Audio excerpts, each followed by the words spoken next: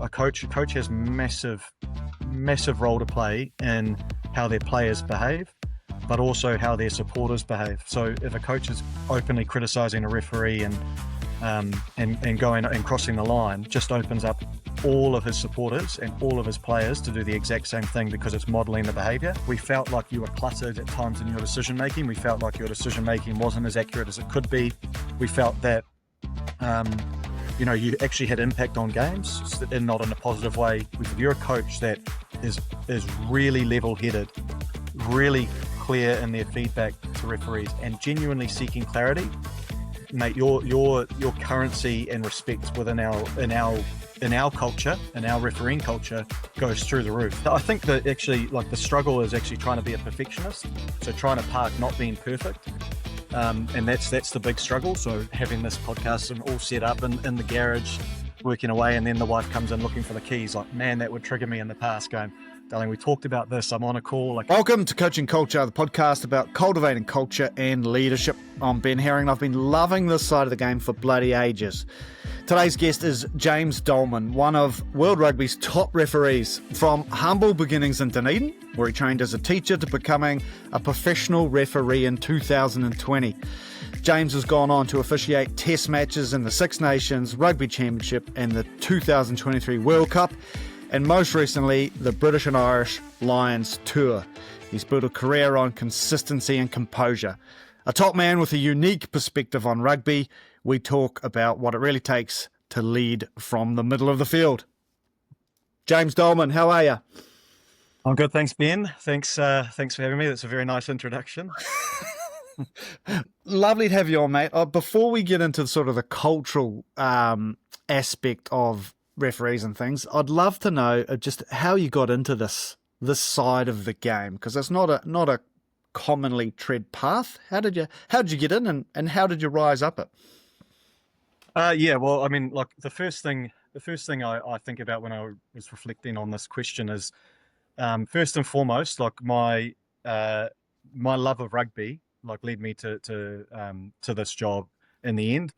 I never in a million years thought I'd be a referee. Like, I wasn't running around as a kid refereeing in the backyard. No, I was certainly thinking I was going to be an All Black, and then somewhere along the lines, my ambition sort of outweighed my ability. So they sort of fell in it. No, I got injured, mate. I got injured playing, and through the rehab process, my dad, who, when he finished playing, he became a community referee, and he always said he wished he had started earlier. He just always enjoyed the camaraderie and giving back to the game and being involved in the game. So when I was coming back from injury, he just suggested, mate, why don't you give this a go?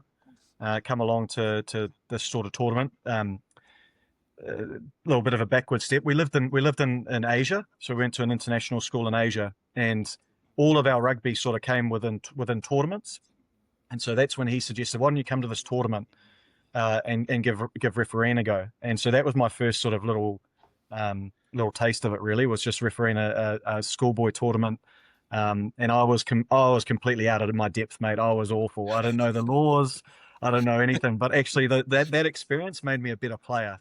And so then I was able to pick it back up a few years later in university in Dunedin.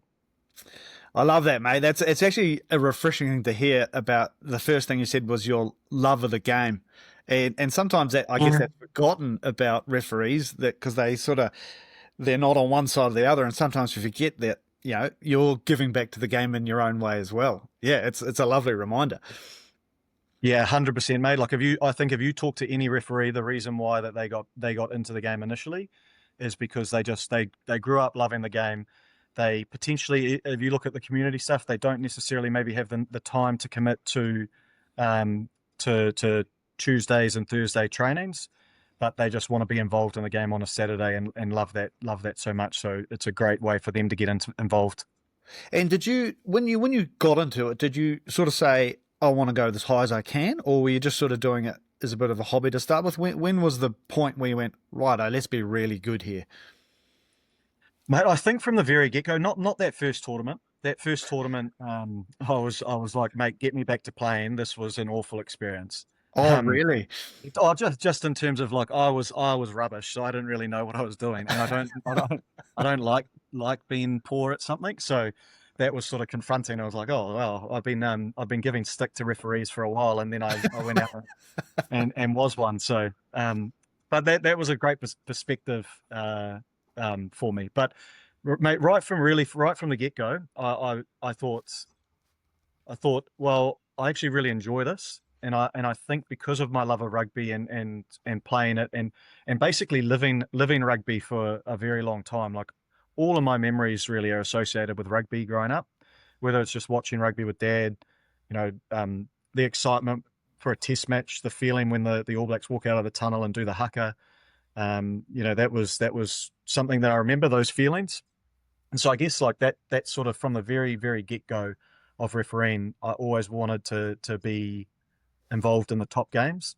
I think that's what excites me about the challenge is whether whatever that top game is, whether it was, the top game at club rugby, so you knew that the two best sides were going at it, you knew that there was going to be a club day, so there was more people there, or first NPC game, first super game, right the way through, it was always about trying to be involved in those top games. And then even when you got to a test match, you thought, wow, like I've been a test referee, I should be, satisfied and happy with what I'm done, what I've achieved.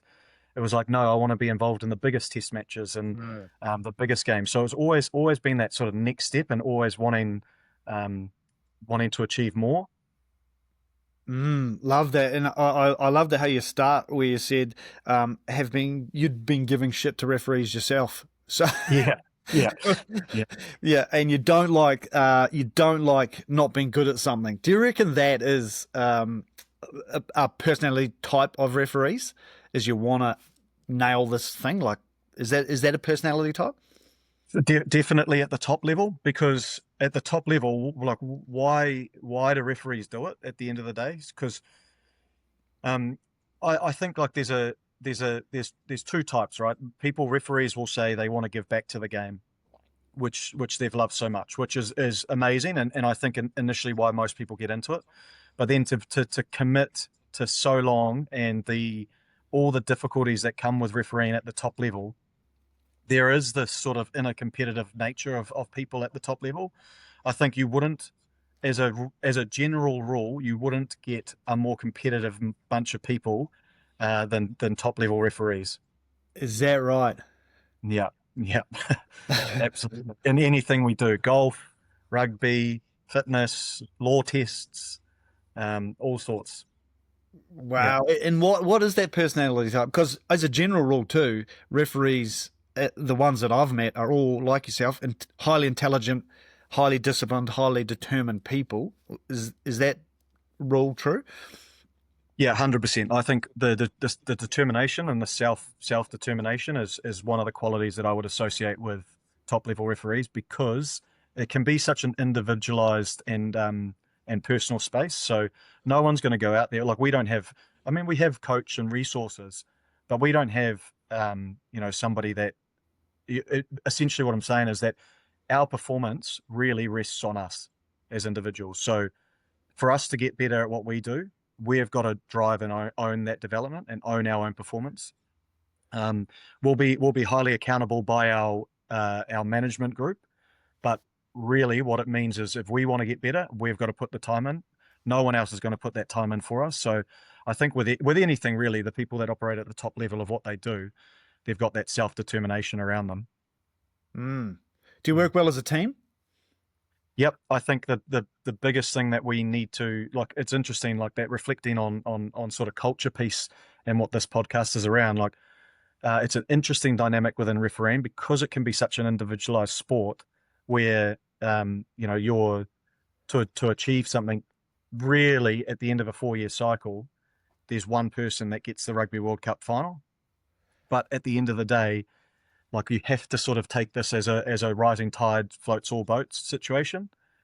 Like the uplifting your peer is going to help you as well, because you're going to be uplifted by learning from them. They're going to be uplifted by learning from you.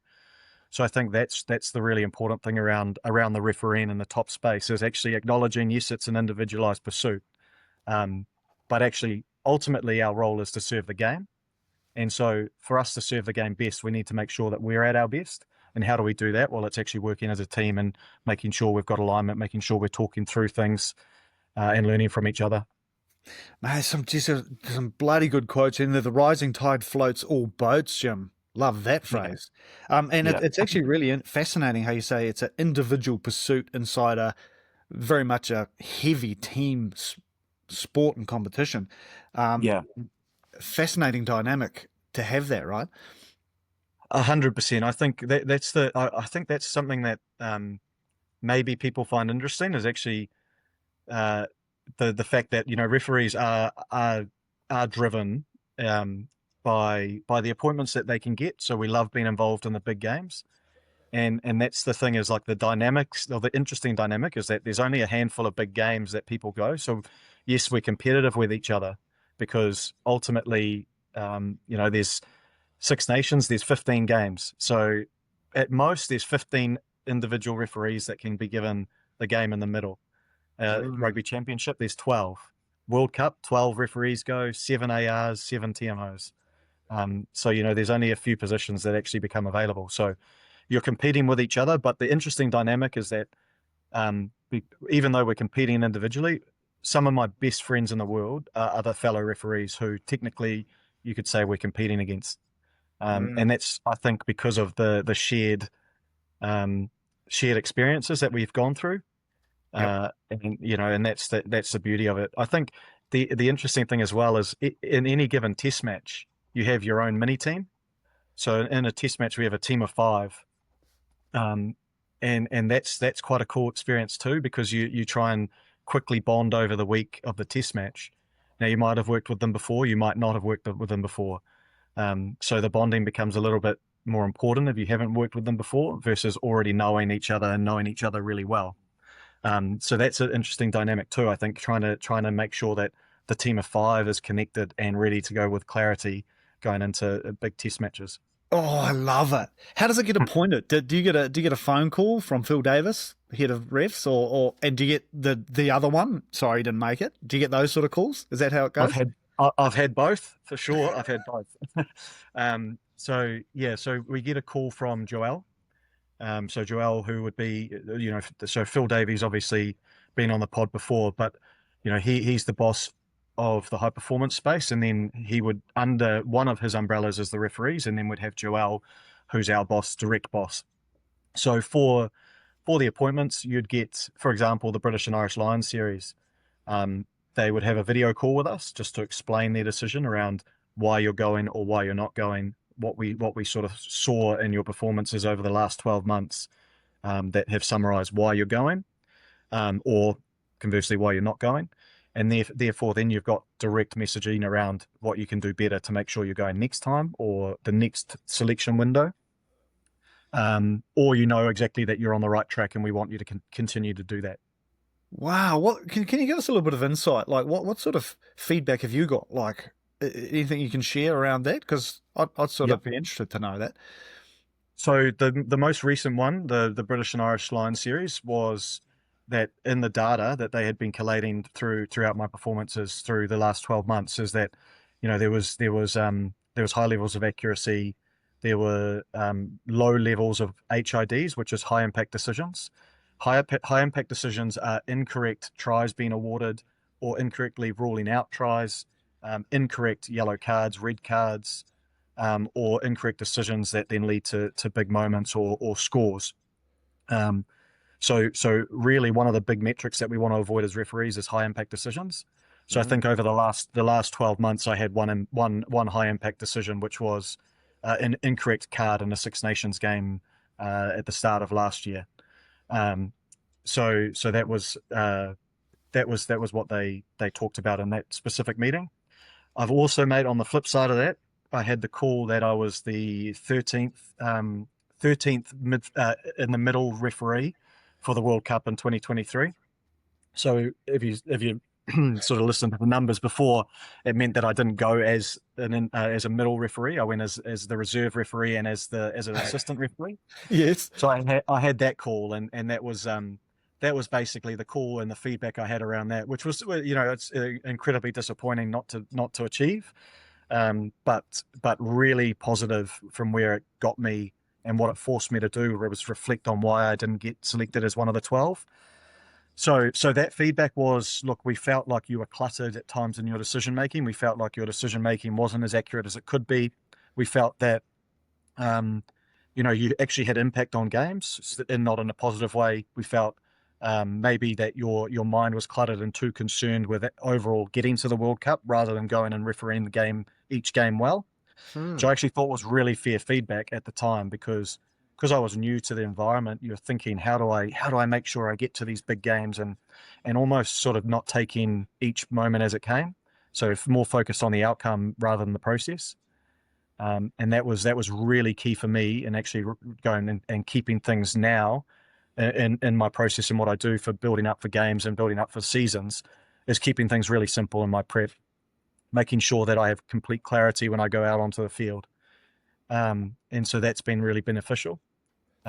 Keep things simple, focus on process, not outcome. Did you have to go search out people to help you with that, like that side of things, or how was that, improvement made?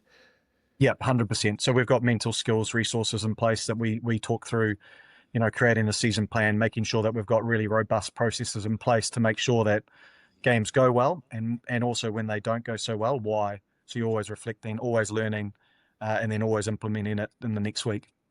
Well, I can only imagine that that mental side of stuff is a massive component, because you would know all the rules inside out, the book. Yeah. But then is the other side of the game actually, like, same with sort of rugby coaching. Once you know how to do it, then it's the people side, how to deliver, how to connect and get your messaging right. Is that the same with referees? Once you know the rules inside out, then it becomes the mental game? 100%. I think that when you get to a certain level, 90% of your work is already done. So you've got really good processes in place around your fitness, got really good processes in place around your law knowledge. You got the correct pictures around what a decision looks like, what it doesn't look like. And then the really critical part to making a world-class referee is actually that mental space. So dealing with the high pressures that come with test match footy, with big games, where essentially the match is decided by one decision. So, it could be absolutely timed, everything going well, and then it's one decision at the end, which can have massive impact on the outcome of the game. Yeah. How do you deal with those, particularly ones you get wrong, like that card you talked about? How do you go home and sleep at night? Do you sleep, or do you stay up stewing on things? I never sleep after a game if it goes well or not. So you just sort of it's one of those things that I can't really get to sleep after a game. You're wired. You're always thinking about what has happened and how it can play out. Sorry, mate. I think my wife is looking for the keys and it's distracting me. So I don't know where the keys are. Sorry. They could be in pockets. So yeah, sorry. Sorry, mate. No, I love it. Live podcasting. Yeah. Right. Well, actually, just as a side to that, which a lot of people, as a nice little background to that, is the other side to refereeing is you travel, like I think you said 150 nights away last year, and you're at home, you have 3 kids, 5 years old, 3 years old, 1 year old. You're juggling 150 nights away from home in a year. That's a side to the refereeing which is actually not seen, right? Like, you're a family man, young family, you've got to come home to all the stresses and strains of that, on top of all the stresses and strains of being judged publicly about one decision which you may or may not have got wrong. That's a tough, transition to be making, right?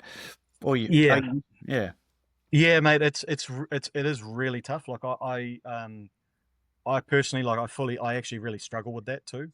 So coming home and being able to park, the media fallout, the coach fallout, and also my own disappointment, like I said, alluded to earlier. Like, I really like to be. I think that actually, like, the struggle is actually trying to be a perfectionist. So trying to park not being perfect, and that's the big struggle. So for me, I'm dealing with that as well. As okay, so we've clearly got a wrong decision. It's had an impact on the game.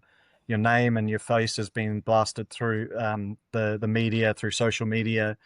and then you walk in home and the kids have no idea what's going on. They're happy to see you, but you're sort of, so you do struggle with that. I do struggle with that, is coming back and being able to park all that. Because we don't just walk off the field either and then the game's done. We've got our reviews to do.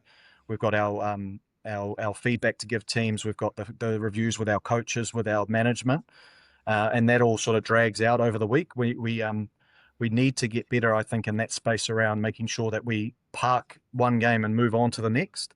I know that teams do it really well, like the Monday review, and then it's flushed and then you move on to the next.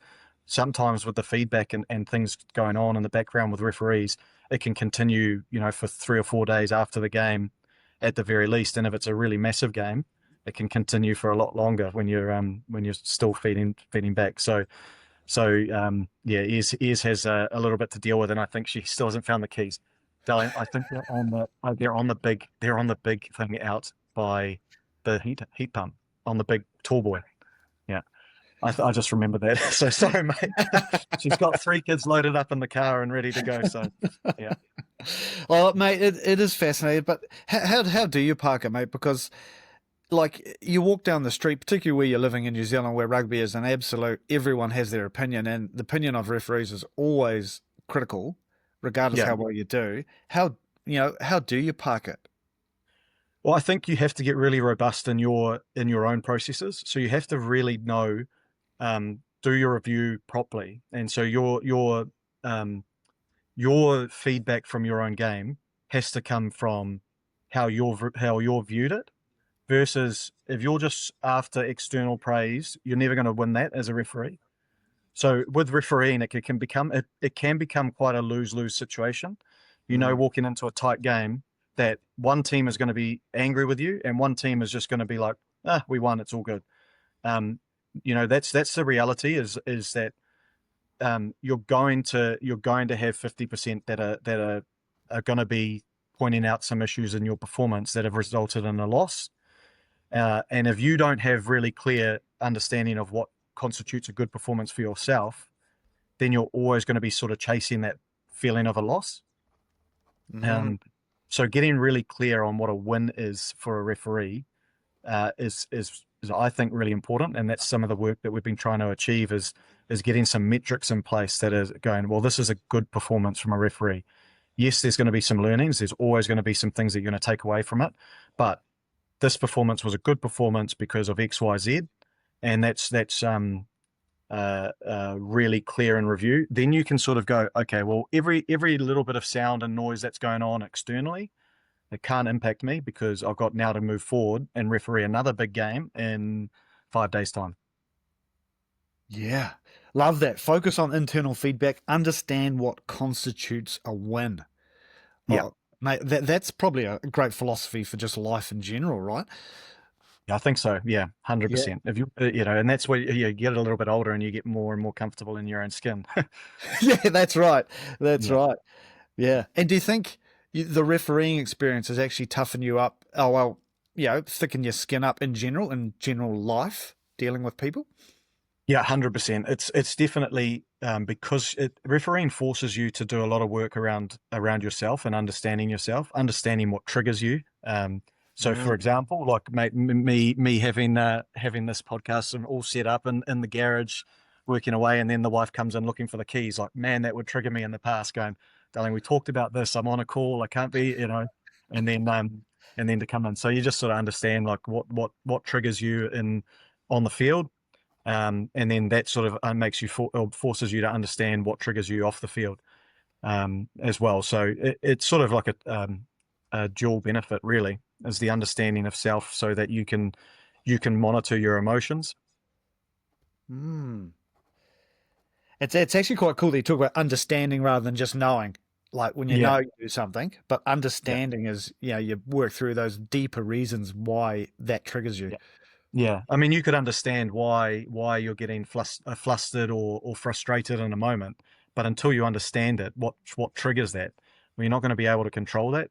So you might be able to control it when the game is 50 points and everything's pretty easy, and then somebody triggers you into something, and you go, oh, I can control that. But when there's pressure on, when you're mentally at your absolute limit, and you know that it's one decision is gonna decide the game, and somebody chirps you or somebody pushes one of your triggers, how do you control that? Well, that's through the understanding around what triggers it, how you felt in previous moments around the same situation, and that sort of learning. What are some common triggers, like on field particularly, that players or coaches do, which they may not even know they do, which Yeah. generally trigger referees? Well, I think I can certainly speak for myself. So the trigger for one trigger for me, for example, is that when somebody disagrees with a decision, that can be a trigger, because it's like, no, hang on, mate. I've spent all week making sure that I'm in my processes. I've got my processes in place. I've done my work. I've done my prep. I know what this decision is. I know the law well, and you're coming at me disputing about a law. And I think like one of the triggers there would be like, well, hang on, I know I'm right and you're wrong. And then you go and try and tell him that he's wrong. And I think that would just, that would just add to frustration. That would certainly annoy me if I was a player, if the Yep. referee just sort of disputed what I was asking. So, I think like we have to understand, players can be emotional. It's an emotional game. And that's the beauty of it. Why we have a job is because it's an emotional game, and people get connected and people become emotional and passionate about it. Whereas our job as referees is actually to be the most emotionless person out there, if possible. And that's not easy because we're humans. But a trigger for me around staying in the calm space is that when players potentially can become emotional, is actually I want to become calmer. So the more heightened a player gets, the calmer I want to become. And that's something that a mentor, Colin Hawke, who's a referee from years ago in New Zealand, one of our first professional referees actually.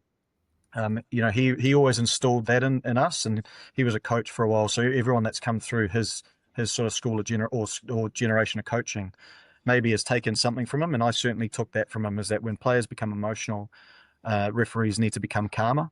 That's our role on the pitch, right? Is to be calm and fair and equitable. Ooh, man, this is some good stuff here for coaches who are a good chunk of this audience. Is Yeah. emotional game. That's why we have rest. The rest job is to be emotionless. The more heightened someone comes in, the more calm we need to be. Would you suggest that should be exactly the same as a coach?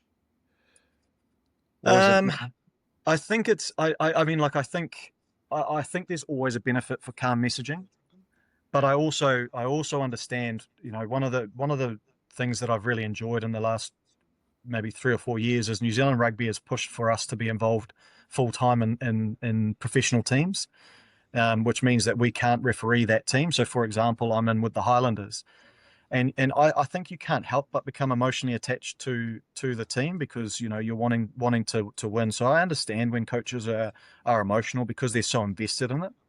I think that the best type of feedback, or the best understanding of that, is that because there's an emotional element to the game, is actually understanding, okay, well, if I'm emotional or passionate or in a heightened state, is let's just leave the conversation with the referee until a later date. And so I think that's where real growth can happen, is when we are calm and in a de-stressed situation. Yeah, I think Yeah, that's a great one for life too, mate. Right?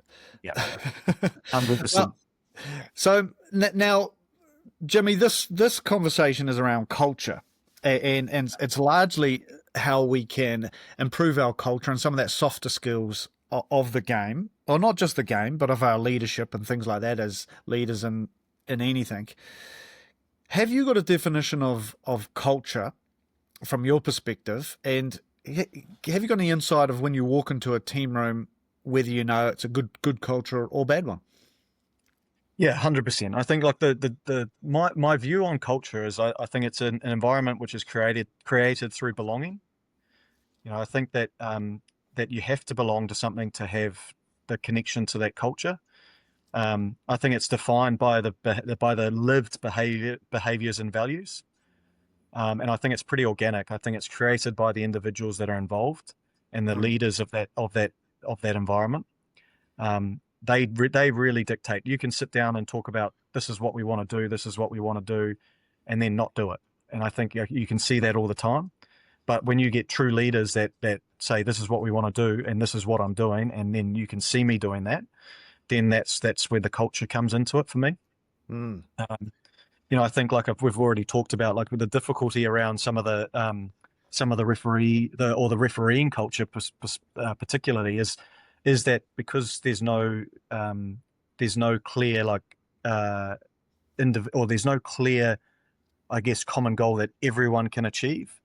All right, that's one of the difficulties when we talk about a good culture in refereeing.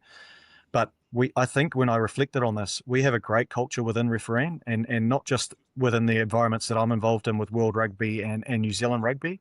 I think those cultures speak for themselves around how close we are as a group, and how much support we give each other behind the scenes.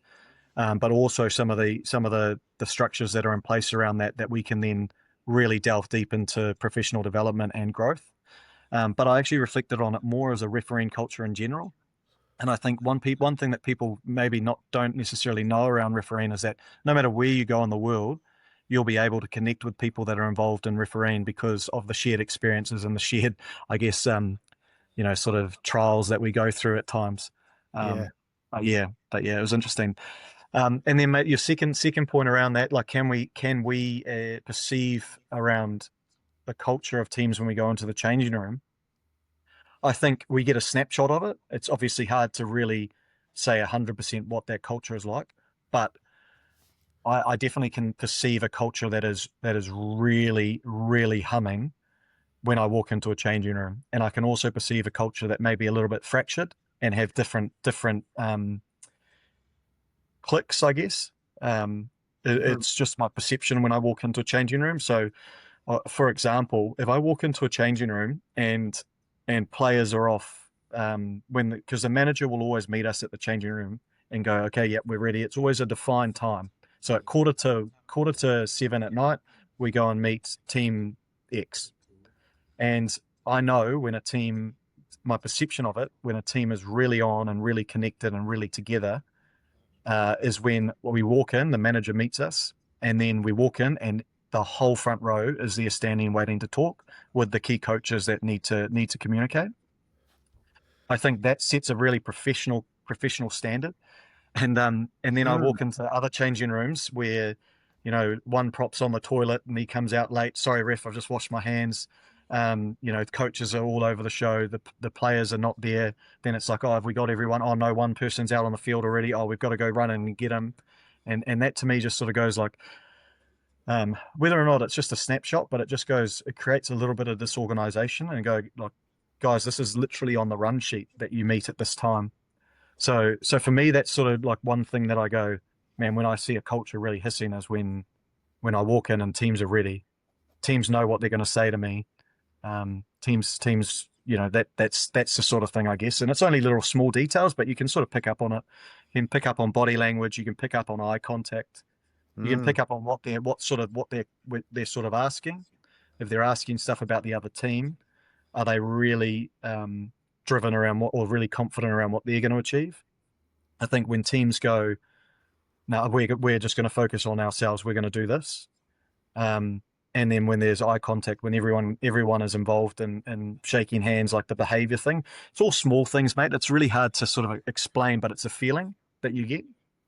I think that's a lovely statement because I've seen that done where, coaches bring in laptops of other teams and go, look, they're doing this. Can you make sure, and it's an interesting phrase you just point is, are they really confident in their own stuff or are they just whinging about the other stuff, which is, that's a cool take from a refereeing point of view. Yeah. Yeah. Do you have many of those?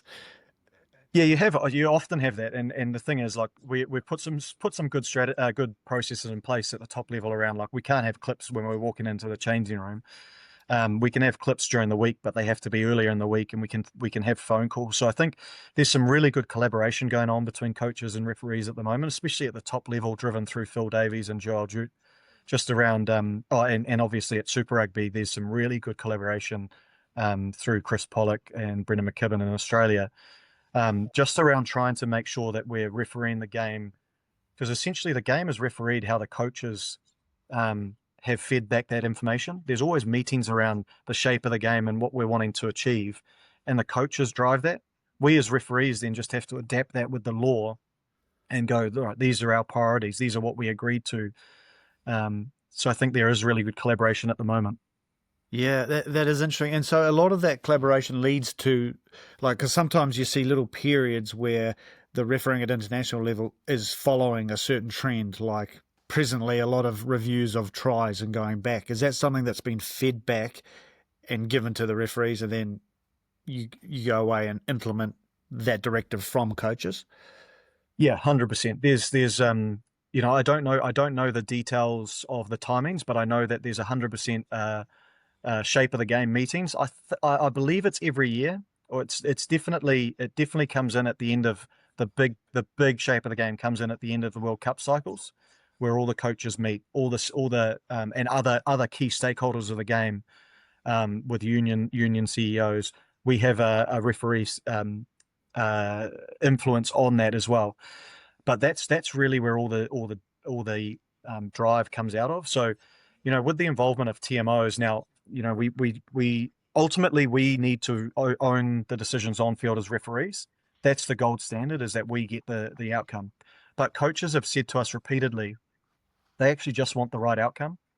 So they don't care around the TMO coming into the game when it's the right outcome. But where they get really frustrated is where the TMO comes in and it's the wrong outcome.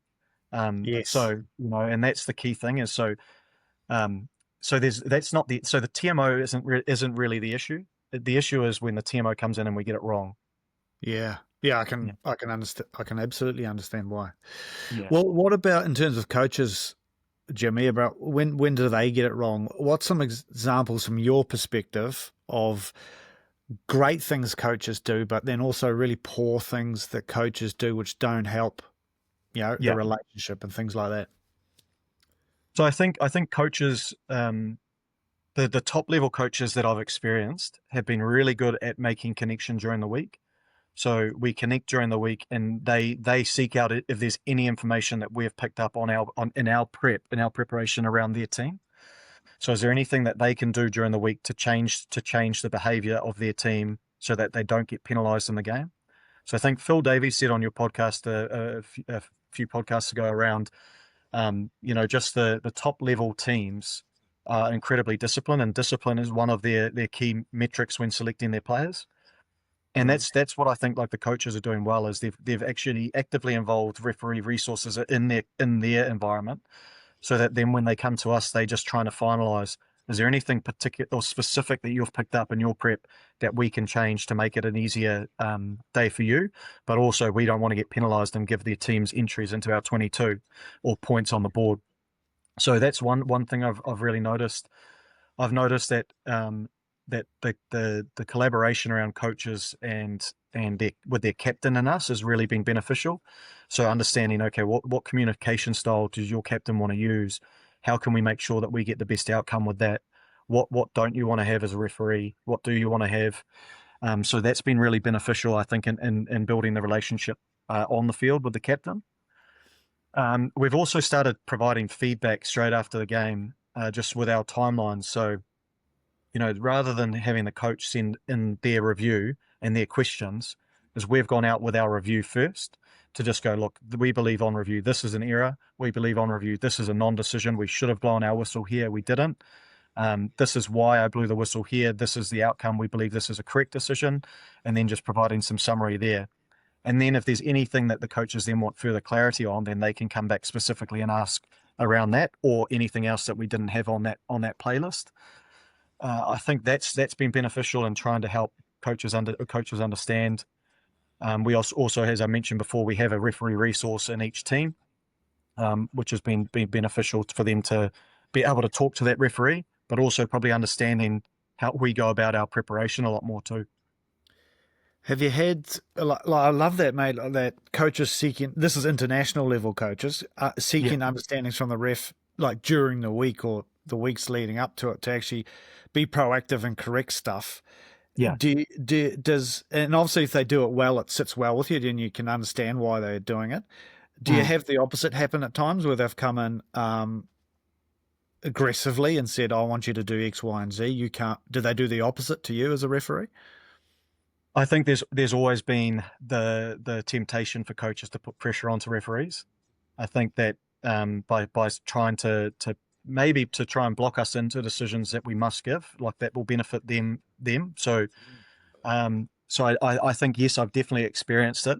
I think that gone really, unless you get a very young green referee coming into a new level, because once the referee knows what that level's about and knows what their game is about, and their processes are about at that level, I don't believe that coaches can now put pressure onto referees. I think that we've gone through that, we've experienced that enough that we've got now mental skills around that. So I think when coaches try to do that, it's almost like a mate, really? Like we're far past that now. We don't react to it. Um, I have experienced it where coaches will overstep the line on review as well, where like then it becomes, guys, what are you trying to achieve here? Like, if you point out every decision that we get wrong, or that you believe we get wrong, that's fine. We've already pointed out to you on this review. We're our biggest critics as referees after a review. Like we're hard on ourselves. So I don't necessarily see there being a massive positive to going really hard on a referee on a review. I think that the benefit comes from the pre-match and actually getting alignment around what a referee is seeing versus going, this is what we're seeing, this is what you must do. That doesn't necessarily really happen anymore. I think I found on the vast majority, I find the coach is really, really good to deal with. Yeah.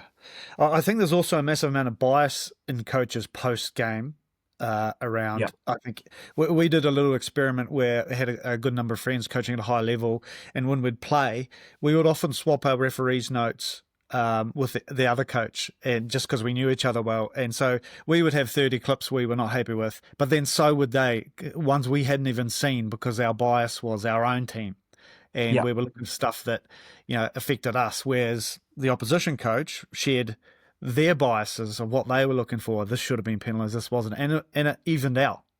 yeah, And it sort of highlighted that a coaching lens it's pretty one-eyed, yeah. whereas your lens is very neutral, very 50-50. 100%. And we have to be neutral. We have to be beneficial. 50. We have to be 50-50 in all our approach, right? So that's the key. But I do think, just going back to like some of the best coaches that we deal with, some of the best coaches have that ability to sort of go, look, this is, we got this wrong. We think actually some of them have actually pointed out some errors involving their team. Like, by the way, we don't want to coach this. We think this is a mistake by our player that should have been penalised by you. That's just our feedback. So that's happened before. But really, the best coaches are the ones that have the ability to remove the emotion out of the feeling for the referee. So they remove the emotion out of it. They're genuinely seeking clarity, versus trying to point out mistakes. Because I think what is the benefit for a coach to get that? We can put our hand up and go, we made a mistake. Okay. That's probably not going to reduce the emotion out of a coach or the frustration out of a coach. It's probably just going to highlight, okay, yeah, the referee's made mistakes. Whereas if they go, look, we think, or we're looking at this, how can we be better? So the best coaches in the world, how can we be better? And they go, it's not a scattergun approach of pointing out 30 clips. It's look, here's 5 key clips. Here's 10 key clips that we really need clarity on so that we can get better. I think that's where the best coaches in the world and how they operate with referees really gets currency. Because I think if you're a coach that is continually providing poor feedback, and worse if you only do it when you lose, then referees just go, okay, well, you're a coach that has lost, so you're potentially a bit emotional, you're frustrated about the decisions. We get it. We deal with that after most games. But if you're on the flip side, if you're a coach that is really level-headed, really clear in their feedback to referees, and genuinely seeking clarity, mate, your currency and respect within our culture, in our refereeing culture, goes through the roof. Because we can go, man, this guy gets it. This coach really gets what we're doing and what he's trying to achieve. and that builds a better relationship. So therefore, more currency. And I think probably more currency when inevitably a referee has a poor game. We all are going to go through that, and a coach genuinely needs to provide feedback that wasn't good enough. Well, okay, that can happen every now and then. But if you're one that's providing all the time, that wasn't good enough, that wasn't good enough, that wasn't good enough. Okay, mate, well, you've provided that over the 12 best referees in the world. Who do you want next? Because you've done it for everyone. So yeah. Yeah, it loses its impact, doesn't it? Exactly, yeah. And that's the key is the best coaches in the world have impact when they need to have impact. That's right. And I guess it goes to all walks of life as well. Like as a parent, as a father, like we can't be yelling at the kids all the time because we want to yell when they're running towards a busy road and we want them to stop, not just it have been heard so many times before that they keep running. Yeah, 100%. Mate, and when you're talking about your words, it's a really interesting one. You talked about that collaboration style with the captains and getting them to have the best way to communicate with referees. What would you recommend coaches do and teach their leaders about communication with referees? What's some good tips leaders can get better at on field? Well, I think that the leaders need to be really knowledgeable around, the best leaders in the world are really knowledgeable around the laws and the processes that referees have to go through. So that's an incredible skill to have when you've been absolutely smashed at the bottom of a ruck, and then you get up and you can articulate why this decision is not maybe in law, or maybe this is out of process, or is this the process, or you know when to challenge and you know when it's clear. So when it's a clear decision and a captain comes up and challenges you about it, that sort of becomes a little bit white noise, and then referees go, oh, he's just going to complain about every decision. So now I need to put a marker in the sand, like that's not going to happen today. We can't be challenging after every decision because that can potentially slow the game down. It can be potentially a really poor look for our game. So we don't want that to be encouraged at community level where captains are just continually complaining about decisions of the referee. So there's that context. Or the flip side, when a captain is really, really switched on and goes, man, I think this is an incorrect decision, and understands that the referee in protocol can change the decision, man, that's where you go and challenge. So example, like I guess recently, I sort of don't want to point out too many specific examples of people, but recently England versus Ireland, Maro Itoje was really excellent in how he challenged a try. So the situation was he was caught in the back of a ruck, and the clean out occurred where he was illegally taken out. And he hadn't been talking at all through the game. He hadn't been talking and over communicating, over challenging. But as this try went in, he came up and he said, I've been taken out at the back of the ruck and it's led to the try. So why that was such an amazing sort of example is, one, he wasn't just complaining about everything. So there was no white noise and no referee going, nah, you're just complaining again about something that's not consequential or clear. So you instantly now you're actively listening to him because he has come in with real detail. It's the first time he's come really specific around the infringement, and it's clear that we can fix this infringement. So what that did is we checked it with the TMO. It was clear that he was taken out. So we disallow the try and give the penalty to England. And I just thought, just because I don't want to go into too many specifics around players, but I just thought that was a really good example of a captain being calm, clear in what they're talking about, and clear that we can change the decision. So I think that's a great example. That is a great example of understanding the underlying process which you go through, and knowing the subtle triggers which will help you essentially as well, right? Yeah, 100%. And that's the thing is we actually don't mind. We actually really enjoy that challenge because it helps us get the right decision. So we'd be disappointed if we look back on that game and go, man, there's a high impact decision there because a try scored that shouldn't have been scored. Whereas now we've listened and actively listened to the captain, who's been really specific in the detail around what he's given, and then we can make sure that we get the right outcome for the benefit of the game. That's something I reckon we probably don't do as coaches enough, is actually educate the value of understanding the rules and the process that referees go through to our captains and our leaders, so they can communicate even more efficiently. 100%. Yeah. Yeah, mate, that's a powerful one for coaches, I think. 100%. Yeah, Yeah. 100%. Yeah. And it almost creates an environment between the captain and referee, which is just a good, working relationship too, right? And the opposite is like a naughty child type relationship. Yeah, exactly. And that's the thing is we as referees need the captain's relationship because we need them to be the controller of their team. But we also need them for, for this example where there's clearly a wrong decision that we can get. And we also need to make sure that we are listening to them and actively engaging with them. And I think so. That's one of our challenges because if a captain's coming up a lot, there still might be a gem in there that we need to make sure that we listen to. So even though I'm saying that we don't Mm. want captains coming up and creating just every time, still as a challenge is actually listening to them all the time because that's our role. I think it's just an example of maybe if the captains were aware around how to challenge, when to challenge, and the power of a challenge when it comes in the right time. That's the benefit. Yeah, I love that, mate. Power of a challenge when it's done at the right time can be Yeah, very effective. Yeah. 100%. What do you think about on the flip side? And this is probably more so when you go back to sort of a grassroots level where you've got coaches on sidelines probably exhibiting horrendous behaviour, which is very common, shouting and yelling at referees. What would your advice be? Would it be the similar sort of principles around what that's doing to the referee on field? Is it doing the same thing from this external voice? Do you think?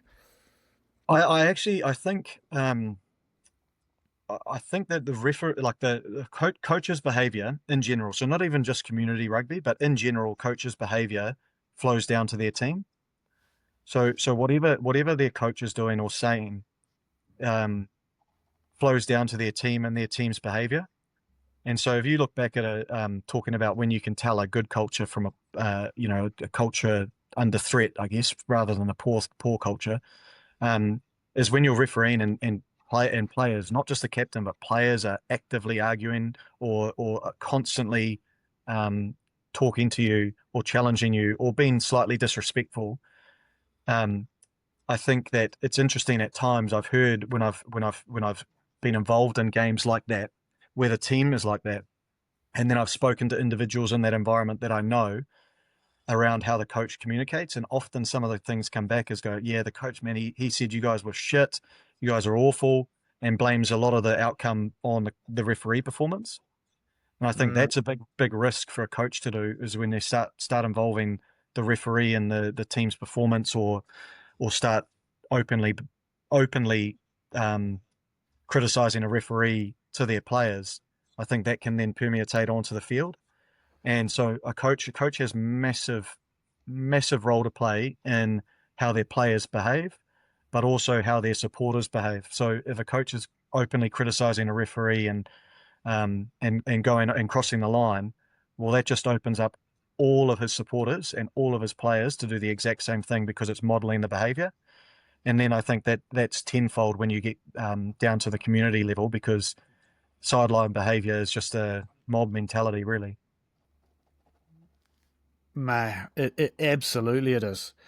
And I think that's a really good perspective around, from your point of view, as coaches' behaviour flows down to the team's behaviour, not only the team and players, but to the fans on the sideline as well. And just that concept of you creating a mob, an unruly mob. And, as coaches, ultimately, the rugby is the vehicle for driving good values and behaviours because that's what rugby is about. So to create an angry mob just by the way you're interacting on a sideline, that's a really disappointing aspect from a leader that's influencing a lot of people, right?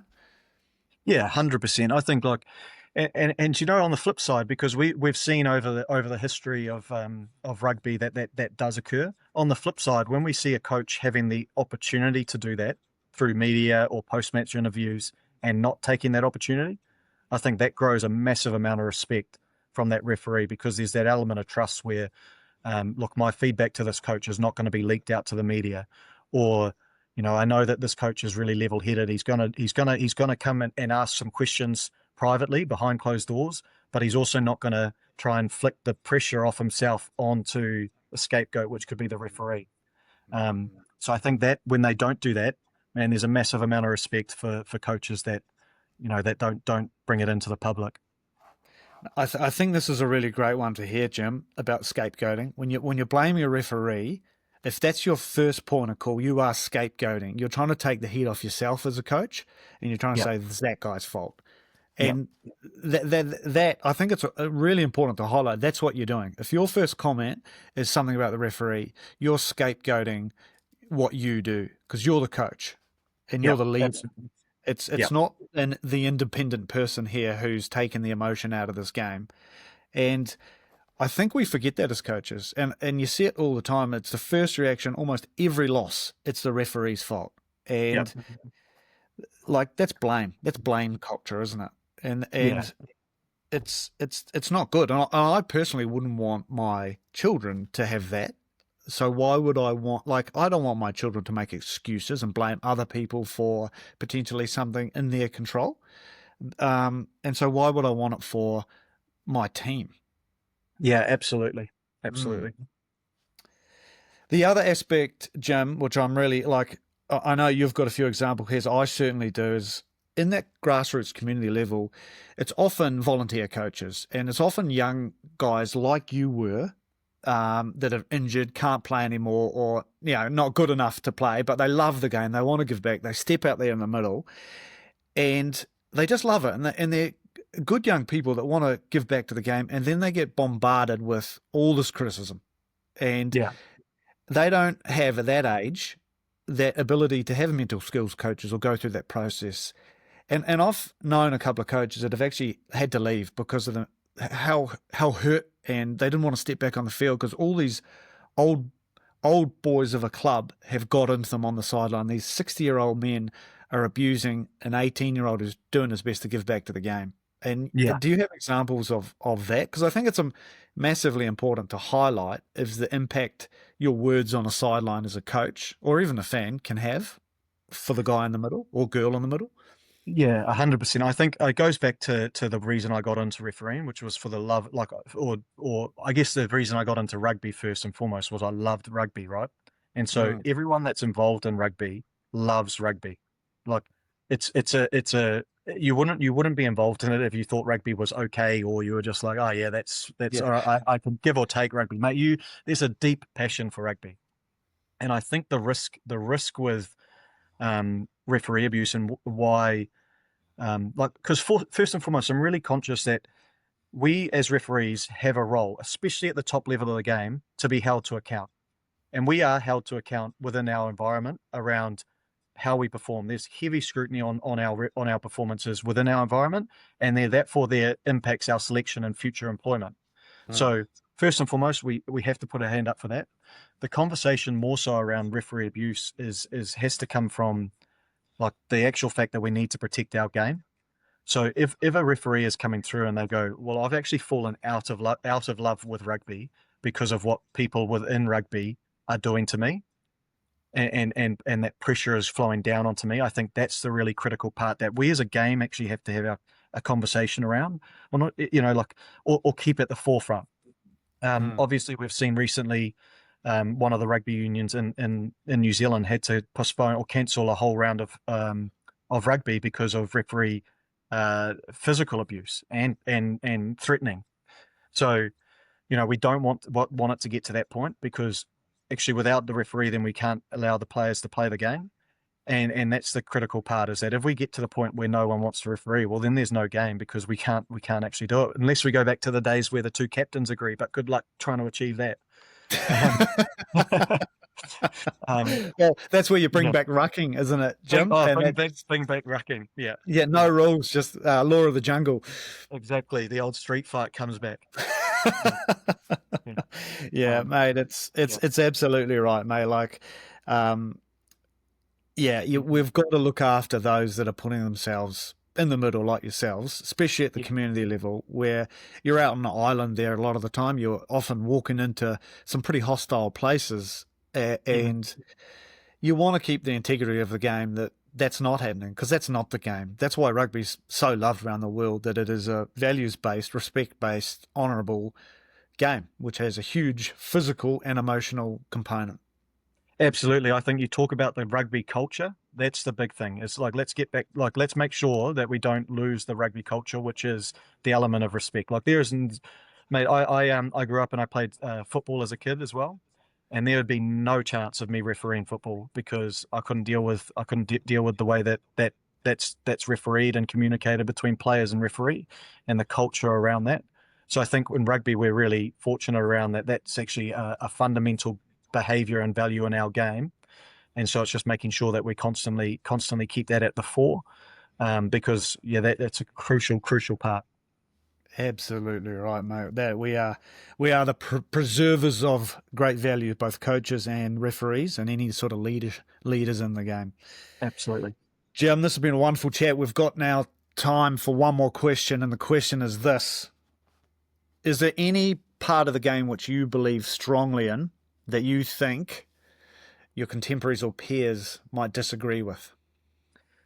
It's interesting. I think I hope we're pretty aligned as a referee group. But one thing that I was thinking about, and actually it's actually naturally occurred just on the chat that we've just sort of had. But I think respect is earned. Okay, so respect is not a given. So respect is earned, and what I mean by that is that we as referees can't demand the game to respect us, and demand the coaches to respect us, and demand the captains to respect us, if we don't provide that respect back and actually earn it.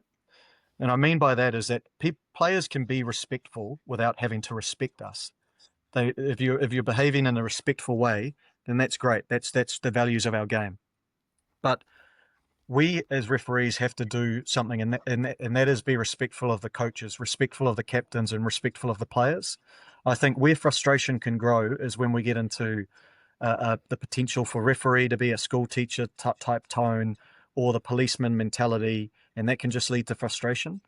So I think the big thing that I try and do every time that I'm out on the rugby field, and I don't always get it right because of the high pressure and that, but is try and be really respectful and engaging with the captains and the players, and actually encourage them that I'm really happy and to talk to them, really happy to try and understand what they're asking. And same thing with coaches, as I try to make sure that if I have made an error or mistake, that I am open to explaining that has happened. And I think hopefully over time that respect and that mutual respect can develop, but I definitely don't demand it walking into the first time. Yeah, I love that. Yeah.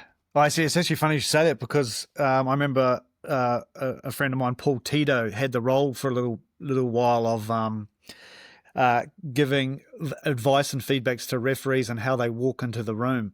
He's still pretty much got that role, mate, I think. Oh, does it? Blues, eh? Yeah, he's still got that role with the Blues, mate. He still likes giving the feedback. Yeah, and one of the ones he said to some of the referees was exactly that. When you walk into that change room, don't walk in there like a policeman. You got to earn the respect by the way you walk in. And I think that phrase that you said, be respectful without, respecting us, is a good start point. Yeah, I agree 100%. And that's the thing I often try, and whenever a young referee is asking for a little bit of advice, I just try and go, mate, like, just, you're the 31st player, you're not, or you're the 31st man on the field, you're not the first. It's not about you. Just let the players play, try and be as respectful as possible. There's moments where you're going to have to be strong and make a decision that players won't like from one team, but that's the role. But yeah, I think those are really wise words from Fish there. He is a wise man, Jimmy. Yeah. Wise man. James Doleman, it's been a pleasure having you on. Before you leave, I just want to sum up my final sort of thoughts from this awesome, insightful conversation around an area of the game where we don't often have these conversations. And these are them.